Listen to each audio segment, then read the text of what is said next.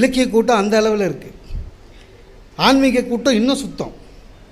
நம்ம ஒன்று சொல்கிறோம், அவன் ஒரு அர்த்தம் எடுத்துக்கிறான். ஒன்றும் பண்ண முடியல சார். நாயன்மார் நால்வர்னு ஒரு தலைப்பில் பேசுகிறேன் சார். சிரிப்பை நிறுத்திட்டு சீரியஸாக பேசுவோமேன்னு தயார் பண்ணின்னு போனேன். எல்லாரும் நாயன்மார் நால்வர்னா திருப்பி திருநாவுக்கரசர், அப்பர், சுந்தரர். நான் அப்படி பண்ணல. வித்தியாசமாக பேசலாம். எரிபத்த நாயனார், குங்குலிய கலைய நாயனார், இயற்பகை நாயனார், அந்த மாதிரி வித்தியாசமாக ஒரு 4 நாயன்மார் சொன்னேன்.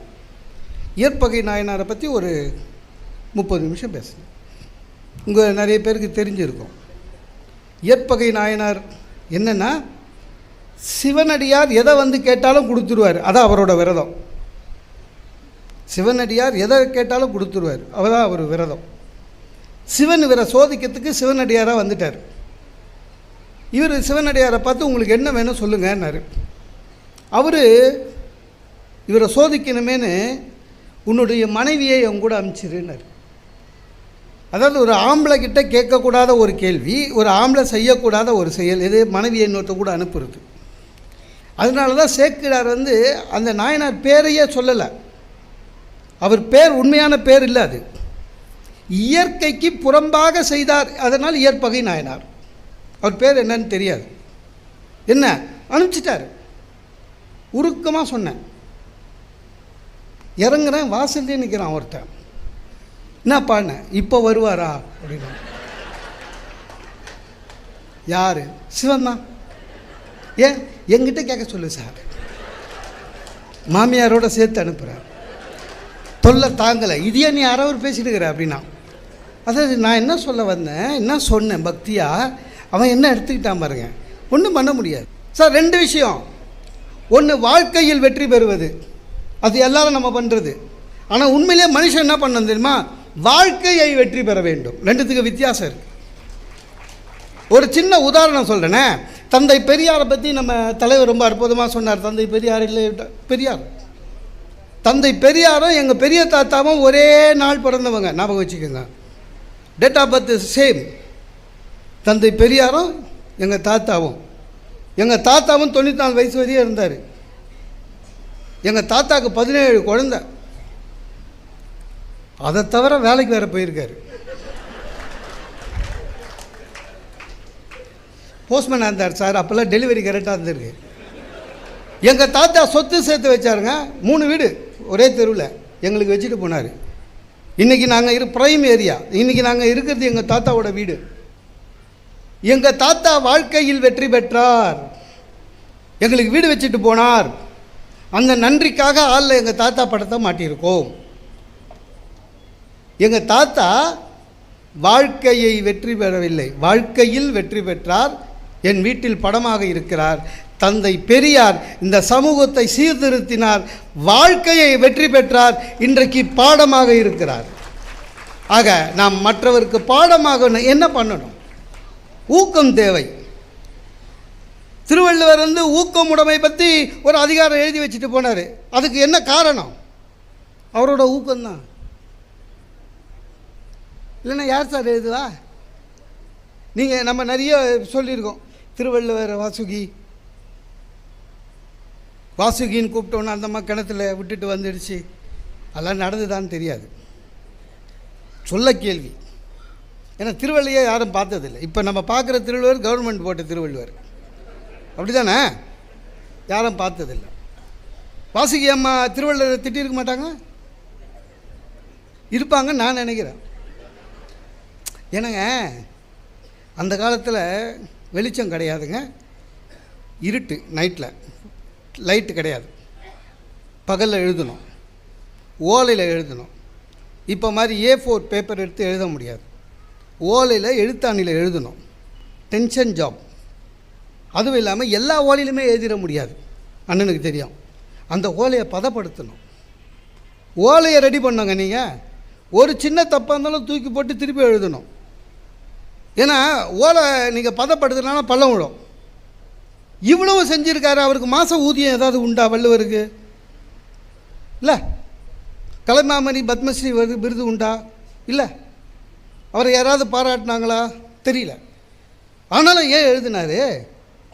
பிற்காலத்தில் வருகிற சமூகம் சரியாக இருக்க வேண்டும் என்று ஒரு ஊக்கத்தில் எழுதியவன் வள்ளுவன். அதனால தான் இன்றைக்கி 2000 வருஷம் கழித்து நிற்கிறார். ஊக்கம் அது கைவிடேல்னு சொன்னாங்க பாரு. ஏன் விட்டா ஓடிடும். 7 வயசு பையனை எக்ஸிபிஷன் கூட்டி போனால் கையோட பிடிச்சிக்கணும் சார்,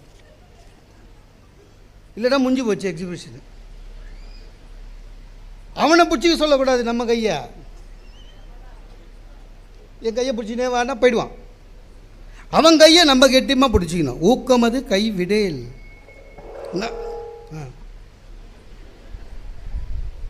ஊக்கம் அது கைவிடேல். நிறைய பேருக்கு சில பேர் நினைக்கிறாங்க சார், வாழ்க்கை வந்து நல்லா அமையணும், நமக்கு அமையலையே. அமையாது, போர் அடிச்சிடும். நம்மளுக்கே ஜுரங்கிற ஒன்றும் வரல, பிறந்ததுலேருந்து 300 வருஷம் உயிரோடு இருக்கும், போர் அடிச்சிடும் இல்லை? உடம்புக்கே நிறைய பேர் இருக்கான், ஒன்றும் வரக்கூடாது, ரொம்பவும் ஹாப்பியாக இருக்கணும், போர் அடிக்கும், ரொம்ப ஹாப்பியாக இருக்கக்கூடாது. வாழ்க்கையில் சுவாரஸ்யம் இருக்கணும். நிறைய பேருக்கு அது இல்லை, வாழ்க்கை அமையாதுங்க. யாருக்கும் ஒருத்தருக்கு 2 பேருக்கு அமையும், அவ்வளோதான் இல்லையா? நம்ம தான் அமைச்சிக்கணும். இப்போ எல்லோரும் என்ன நினைக்கிறாங்க, நம்மளுக்கு நல்ல ஒய்ஃபாக, சில பேர் ரொம்ப எதிர்பார்ப்பான் தெரியுங்களா,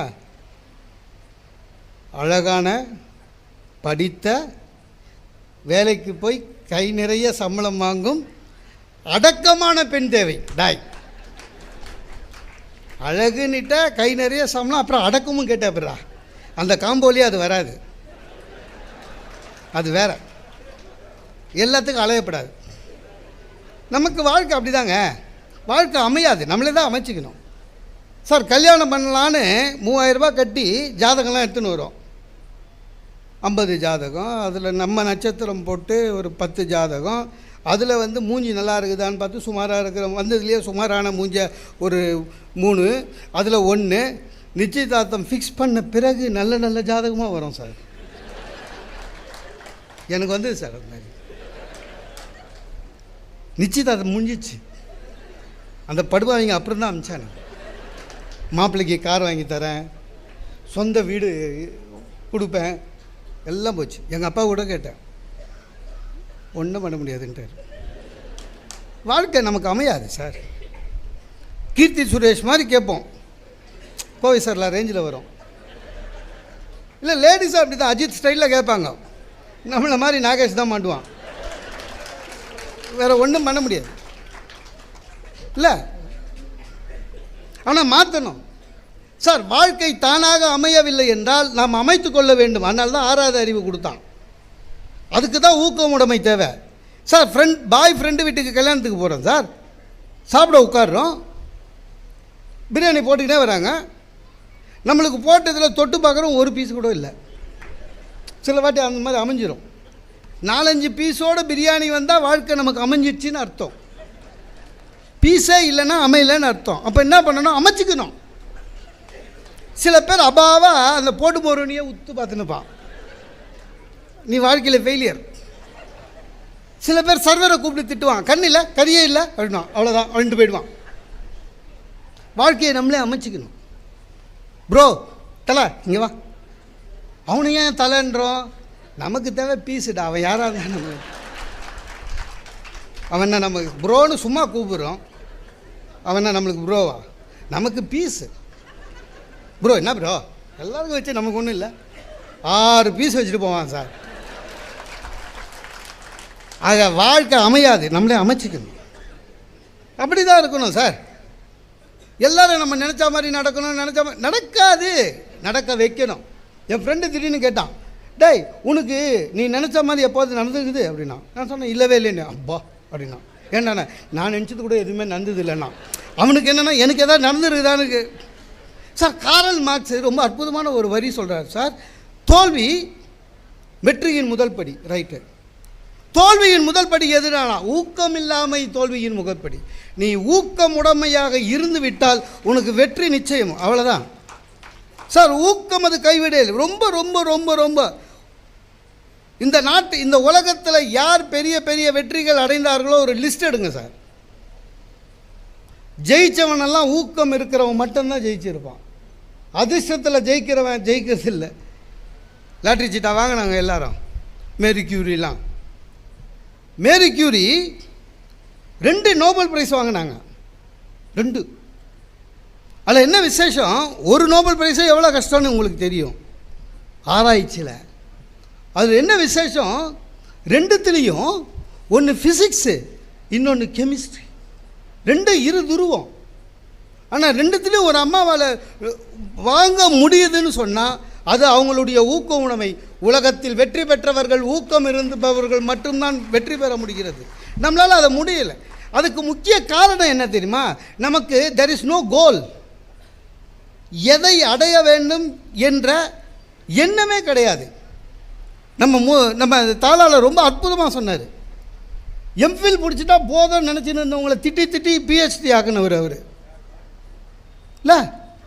எவ்வளோ பெரிய சேவை செஞ்சுருக்கார் சார் இந்த கல்விக்கு, ஒரு தனி மனிதனுக்கு. நமக்கே அப்படி தானே சார், ஒரு யூஜி முடிச்சா போதும்னு நினைக்கிறோம். இங்கே இருக்கிற பெரியவர்களை தயவுசெய்து கேட்டுக்கொள்கிறேன், இது என்னுடைய பர்சனல். உங்கள் வீட்டில் இருக்கிற பெண் குழந்தைகளுக்கு நீங்கள் சொத்து வைக்க வேண்டாம். தயவு செய்து அவருக்கு நல்ல கல்வியை கொடுங்கள், போதும். அதுதான் நீங்கள் அவருக்கு கொடுக்குற சொத்து. ஏன்னா பொம்பளை பிள்ளைங்களை படிக்க வைக்கிறது இல்லை சார். இப்போ கூட சும்மா அதெல்லாம் பேசின்னு இருக்கிறோம். +2ல் நிறுத்துகிறோம், கிராஜுவேஷனில் நிறுத்துகிறோம், போஸ்ட் கிராஜுவேஷன் அனுப்புறதில்ல. ஏன்னா போஸ்ட் கிராஜுவேஷன் அனுப்பிச்சா அதுக்கு மேலே மாப்பிள்ளை பார்க்கணும். வேணாம், படிக்கட்டும். பொம்பளை குழந்தைங்க படிக்கட்டும். நீங்கள் கொடுக்குற சொத்து அவ்வளோதான், அதுதான். ஏன்னா நம்மளுக்கு ஆம்பிஷனே கிடையாது சார். இந்த குழந்தைங்களெல்லாம் எல்கேஜி போகிற குழந்தைங்கள்லாம் கூப்பிட்டு என்னவா வரப்போகிற, டாக்டர், என்னவா வரப்போகிற, இன்ஜினியர், கலெக்டர். நான் அடிக்கடி சொல்லுவேன், எல்லா வீட்டு அம்மாவும் அதான் சொல்லுது, நீ டாக்டர் ஆகணும். நான் கூட சொல்லுவேன், எல்லாம் டாக்டர் ஆகிட்டா எவன் தான் பேஷண்ட் ஆகுது சார். படிக்கிறவங்களாமே கலெக்டர் ஆகிட்டா ஜபேதாரா யார் சார் போவான்? யாராவது வேணும் இல்லை. இதே பையன் +2 பாஸ் பண்ணிட்டான், எது டாக்டர் அப்படின்னுவேன். என்னடா படிக்க போகிறேன்னு தெரில சார்ன்றான். ஏன்னா முடிஞ்சு வச்சு வாழ்க்கை அவனுக்கு. எங்கள் அப்பா என்ன சொல்கிறாரோ அது. சார் என் ஆஃபீஸுக்கு சார் படித்த பசங்க அப்ளிகேஷனு கேவலமாக இருக்குதுங்க, அனுப்புகிறானுங்க. நான் இதை படிச்சிருக்கேன், உன் ஆஃபீஸில் இந்த வேலை இருந்தால் என்னை கூப்பிடுன்னு தானே சொல்லணும். அதுதானே தன்னம்பிக்கை. நான் I am eligible for this post, நான் இது படிச்சிருக்கேன், இந்த எக்ஸ்பீரியன்ஸ் இருக்குது, I am eligible for this post, இருந்தால் கூப்பிடு. அதுதான் தன்னம்பிக்கை உள்ள ஒரு மனிதன். Any suitable job. என்ன any suitable job? Any suitable ஜாப்னு அவன் என்ன நினச்சினுக்கிறான், மேனேஜர் போஸ்ட் நினச்சினுக்கிறான். அப்ளிகேஷனை பார்த்தோன்னே நான் என்ன நினைக்கிறேன், பியூனு கூட இவன் லாக் இல்லைன்னு நினைக்கிறேன். Any suitable job. Sir Kennedy ஜனாதிபதியாக இருக்கும்போது அங்கே எப்படின்னா, அமெரிக்கா ஜனாதிபதி அப்போ வீக்லி ஒன்ஸு பப்ளிக்கை பார்ப்பாங்க. கென்னடி பப்ளிக்கை பார்க்க வராது, யங்ஸ்டர்ஸ்லாம் நின்றுனுக்குறான். அதில் ஒருத்தன் யார் யூ லேர்ன் டு டூ, நீ எதிர்காலத்தில் என்னவா வரப்போகிற எல்லாம் ஒன்று சொன்னான். ஒரு பையன் லா காலேஜ் பையன் சொன்னான், I wanted to become US president like you sir. நான் அழுந்துட்டார் கென்னடி. யூஎஸ் பிரசிடென்ட் கிட்ட சொல்கிறான், I wanted to be US president like you. நம்ப மாட்டீங்க தோழர்களே, அந்த பையன் யூஎஸ் பிரசிடென்ட்டானா. அவன் பேர் கிளின்டன். 2 வாட்டி பிரச்சனையில் மாட்டினதில் வேறு பிரசிடென்ட் ஆகிட்டான். எண்ணியது அந்த ஊக்கம். சார் சேஃப்டி பின்னுக்கு தமிழ் என்ன? ஊக்கு. ஏன்? கிழிஞ்சதை தைக்கும். ஊக்கம் இருந்தால் எதுவும் கிழியாது, கிழிந்தாலும் ஊக்க உடைமை அது தைத்து கொடுக்கும், அவ்வளோதான். சுவாமி விவேகானந்தரை பற்றி நம்ம எல்லாமே பெருமையாக சொன்னோம். என்ன சொன்னோம்? Dear American sisters and brothers, oh Chicago, ஓ அதனால் இந்த ஓ எல்லாம் கரெக்டு. ஆனால் அவர் பெரிய தப்பு பண்ணார். அங்கே அந்த அந்த அந்த நிகழ்ச்சியை செப்டம்பர் மாதம் இவர் ஜூயே போயிட்டார். நல்ல குளிர், ட்ரெஸ்ஸு கிடையாது, அந்த குளிரை தாங்குகிற ட்ரெஸ்ஸு கிடையாது. விவேகானந்தர் எழுதுகிறார், ஒரு 100 முறை யோசித்திருப்பேன் இந்தியாவுக்கு திரும்பி விடலாமா என்று. என்னால் இங்கே பசி தாங்க முடியவில்லை, குளிருக்கான உடை என்னிடம் இல்லை. 100 முறை யோசித்திருப்பேன் இந்தியாவுக்கு திரும்பி விடலாம் என்று. ஆனால் இந்தியாவின் இந்து மதத்தை பரப்புவதற்கு இதை தவிர வேறு சரியான இடம் இல்லை இந்தியா ஒரு ஆன்மீக பூமி என்பதை நிரூபிக்க வேண்டிய கடமை எனக்கு இருந்ததனால் இந்த வருத்தத்தை எல்லாம் தாங்கிக் கொள்ளுகிறேன்னு எழுதினார் பாருங்க. அதுதான் சுவாமி விவேகானந்தருடைய வெற்றி. அதனால தான் அவரால் தாக்கு பிடிக்க முடிஞ்சது. ஊக்கம் இருக்கணும் சார். ஆனால் சரி, நிறைய பேருக்கு என்ன தெரியுமா இருக்கும், லைட்டாக இருக்கும், அதை கேட்டு தெரிஞ்சுப்பான். இந்த அட்வைஸ் கேட்குறவங்களாம் பார்த்தா அவனெல்லாம் அரை போல இருக்கும். சார் நான் என்ன படிக்கலான்னு நீங்கள் நினைக்கிறீங்க, அவர் என்னடா நினைப்பார், நான் என்னவா ஆகணும்னு நீங்கள் நினைக்கிறீங்கன்றான். அவன் சொன்னால் ஆயிடுவியா? அட்வைஸ் கேட்கறதுல ஒரு அர்த்தம் இருக்க வேணாவா sir? Sir Thomas Alva Edison பெரிய விஞ்ஞானி, நூற்றுக்கணக்கான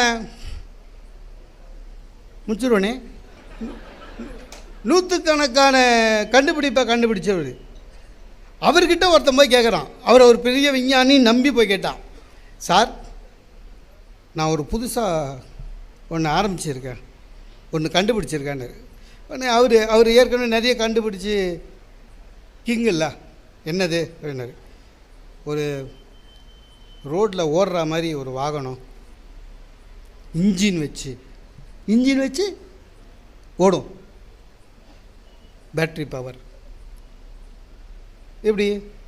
இன்ஜின் நடுவில் இருக்கும் சார். உடனே எடிசன் சொன்னாராம், முட்டாள், ஒன்று இன்ஜின் முன்னாலேருந்து இழுக்கணும், இல்லை என்ஜின் பின்னாலேருந்து தள்ளணும், நடுவில் இருந்தால் ஓடாது, உன் கண்டுபிடிப்பு வேஸ்ட்டு. சொன்னது யார்? எடிசன். ஆனால் போனவன் சொன்னான், போவா, என்னுடைய ஊக்கம் எனக்கு தெரியும், நான் கண்டுபிடிச்சது இந்த ரோட்டில் ஓடும். நம்ப மாட்டீர்கள் நண்பர்களே, அந்த ஆள் பேர் தான் ஃபோர்டு. கார் கண்டுபிடிச்ச மனுஷன், அவன் கண்டுபிடிச்சவனால தான் இன்றைக்கி ரோடு மேலே காரு. ஆனால் வேணான்னு சொன்னது யார்? எடிசன்.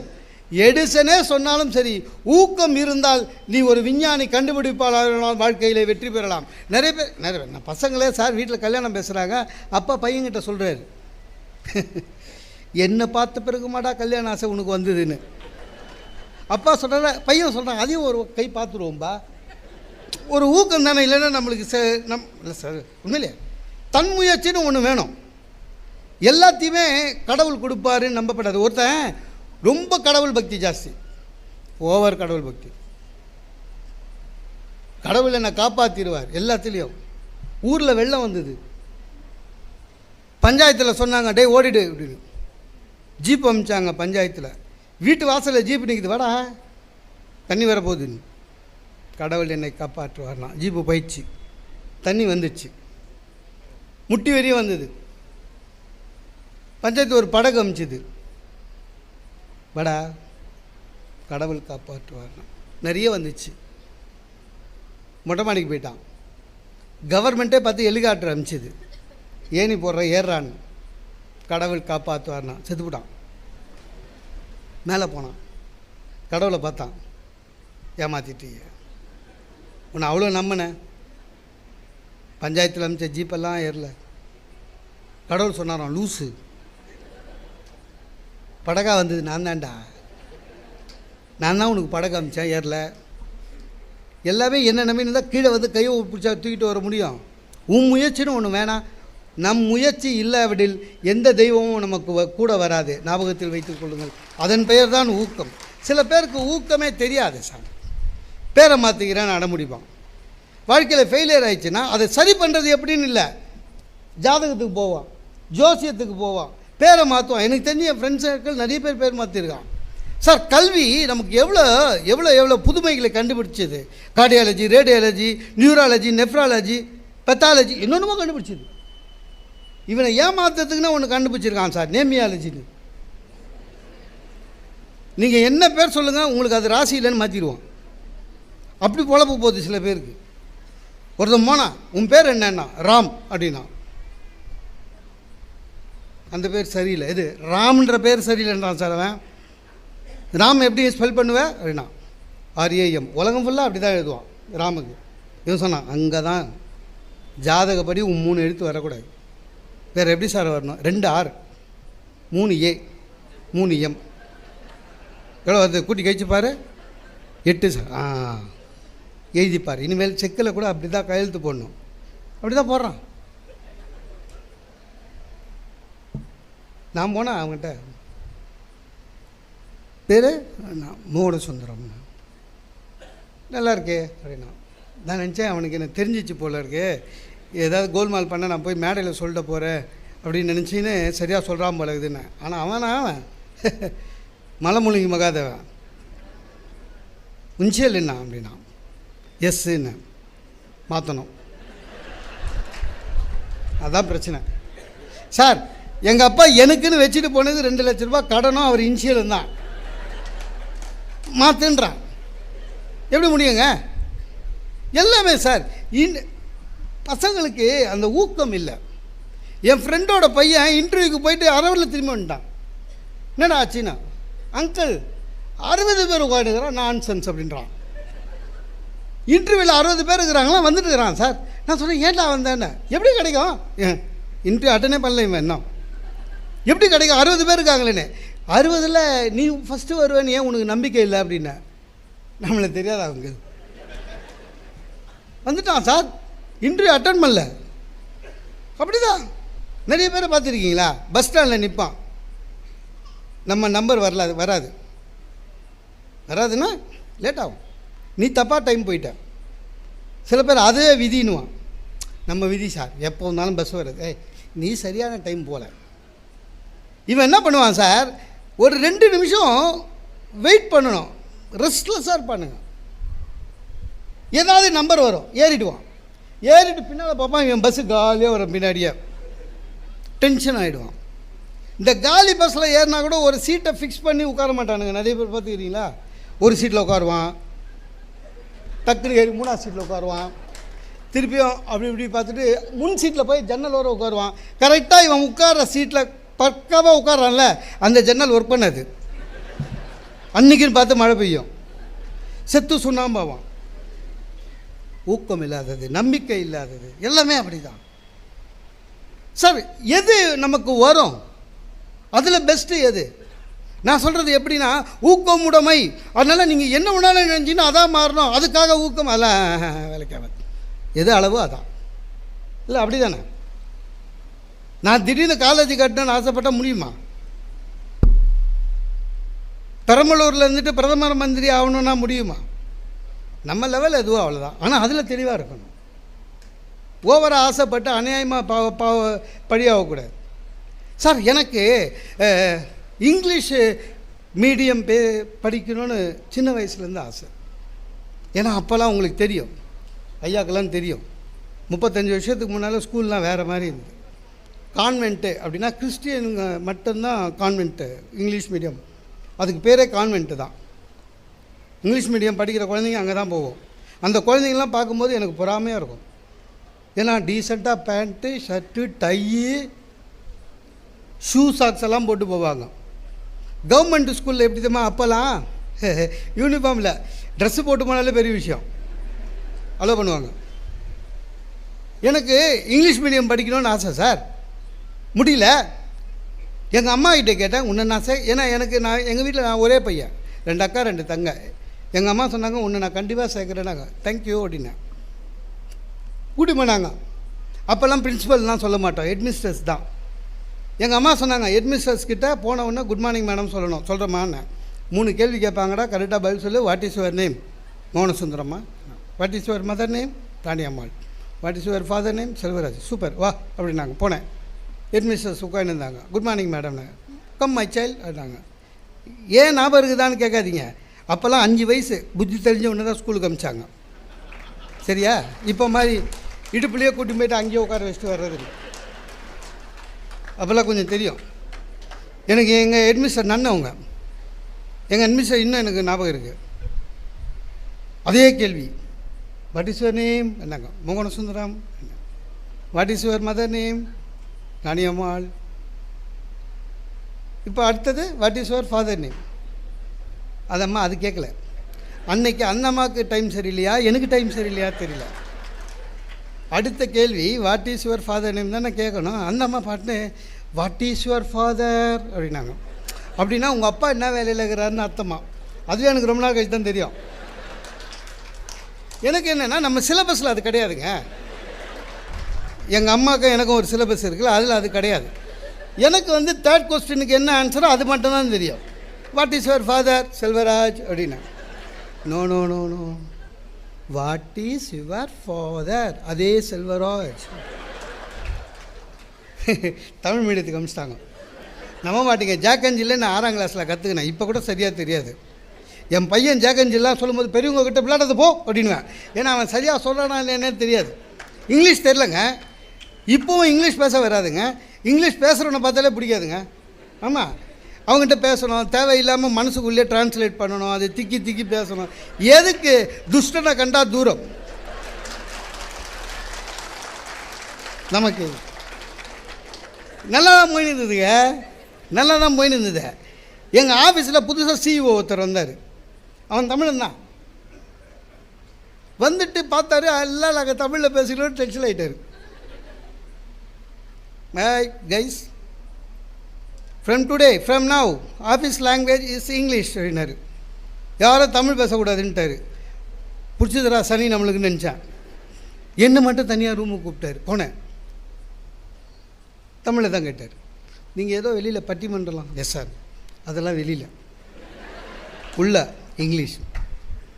Sure sir. வெளில வந்து அந்த ஆள்கிட்ட பேச்சை நிறுத்திட்டான். எதுக்கு சார்? பரவாயில்ல சார். என்னாச்சு? அவர்கிட்ட பேசுறதே இல்லை. எதுக்கு தேவையில்லாமல் சிஇஓ கிட்ட பேசி நீ இங்கிலீஷில் கஷ்டப்பட்டு டிரான்ஸ்லேட்னு. என்னாச்சுக்க, ஒரு நாள் சென்னையில் நான் என் வேலைக்கு ஆக்டிவா ஸ்கூட்டரில் தான் போவேன். போயினே இருந்தேன். முன்னால் போகிற இந்த குட்டி யானைன்னு சொல்லுவாங்கள்ல, ஒரு வேனை, அந்த வேனில் ஏற்றிட்டேன். பின்னால் மட்காடு நசுங்கிடுச்சு. ரிப்பேர் பண்ணிட்டு தான் போக முடியும். லீவு போடணும். லீவு போடுறதா இருந்தால் சிஇஓ கிட்ட தான் சொல்லணும். மணி 7:30 காலையில். அடித்தான் அவருக்கு phone. Yes, good morning sir. Yes mister மவுட் சுத்ராப் என்னார். Sir, I hit little elephant sir அப்படின்னா. முடிஞ்சிச்சு. அவருக்கு பிபி சூட்டப் ஆயிடுச்சு. What nonsense you are docking?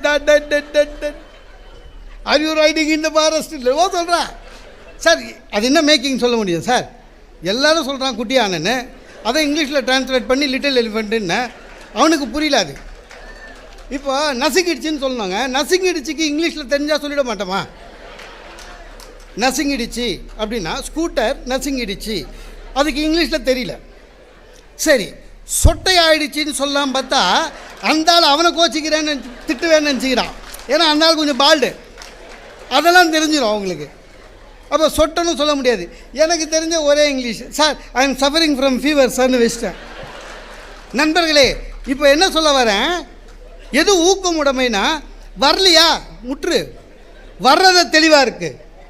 எனக்கு ஆங்கிலம் வராது, ஆனால் தமிழில் பேச கற்றுக்கிட்டேன். இந்த உலகத்தில் எல்லா நாட்டுக்கும் போய் பேசி வெற்றி அடைஞ்சிருக்கேன். அதுதான் ஊக்கம் உடைமைனா. அதுதான் ஊக்கம். அது கைவிடல்னா அதுதான். சார், என்ன பிரச்சனைனா, நமக்கு எது ப்ராப்ளம்னு தெரியல. நம்மக்கிட்ட என்ன ப்ராப்ளம்னு தெரியல. பிரச்சனை நம்மக்கிட்டே வச்சுட்டு ஊர் ஃபுல்லாக தட்டி நிற்போம். பார்த்துக்கிறீங்களா? டேவிட்டு சர்ச்சுக்கு போகிறாரு. தண்ணி குச்சிக்கிறோமா? டேவிட்டு சர்ச்சுக்கு போகிறான். Father David, yes father. நம்ம சர்ச்சு தான். Yes father. உனக்கு நான் தானே கல்யாணம் பண்ணி வச்சேன். Yes father. ஒரு 5 வருஷம் இருக்கும்ல. Yes father. ஏன் சன் முகம்லாம் ஒரு மாதிரி இருக்குது? ஃபாதர், 5 வருஷமாக குழந்தை இல்லை ஃபாதர். ஐயோ மை காட், கவலைப்படாத போ, நான் வேளாங்கண்ணிக்கு போய் மாதா கிட்டே வேண்டிட்டு மெழுகுவர்த்தி கொளுத்துறேன் போ. போயிட்டான். 5 வருஷம் ஃபாதர் அவனை பார்க்கல. 5 வருஷம் கழிச்சு பார்க்குறாரு. ஏய் டேவிட் கம். ஏன் அதே சோகமாக இருக்கே? இன்னும் குழந்தை பிறக்கலையா? இல்லை ஃபாதர், பிறந்துடுச்சு. அப்புறம் ஏன்? இல்லை ஃபாதர், நீங்கள் மெழுகுவர்த்தி ஏற்றுறீங்கன்னு சொன்னீங்கல்ல, அந்த வருஷம் ரெட்டை குழந்தை ஒன்று பிறந்தது. அப்புறம் அடுத்த வருஷம் இன்னொரு ரெட்டை குழந்தை பிறந்தது. அப்புறம் அடுத்த வருஷமும் ரெட்டை குழந்தை பிறந்தது. இப்போ 8 மாதம். அவர் அப்படியே பார்த்துருந்தார். அப்புறம் இவன் என்ன பண்ணால், இந்தாங்க ஃபாதர் வேளாங்கண்ணிக்கு டிக்கெட்டு அப்படின்னா. ஏண்ணே, நீங்கள் ஏற்றி வச்ச மெழுகுவர்த்தி இன்னும் பிரகாசமாக எரியுது, போய் அவிச்சிட்டு வந்துருக்காண்ணா. மெழுகுவர்த்தி மேலே பிரச்சனையா சார்? இல்லை ஃபாதர் மேலே பிரச்சனையா? டேய், பிரச்சனை உங்ககிட்ட இருக்குடா. அது தெரியாமல் நீ ஊர் ஃபுல்லாக பிரச்சனைன்னு சொல்லக்கூடாதுல்ல. நம்ம பலம் எதுன்னு தெரியணும் சார், நம்ம பலவீனம் எதுன்னு தெரியணும். அதுதான் ஊக்கமுடைமை.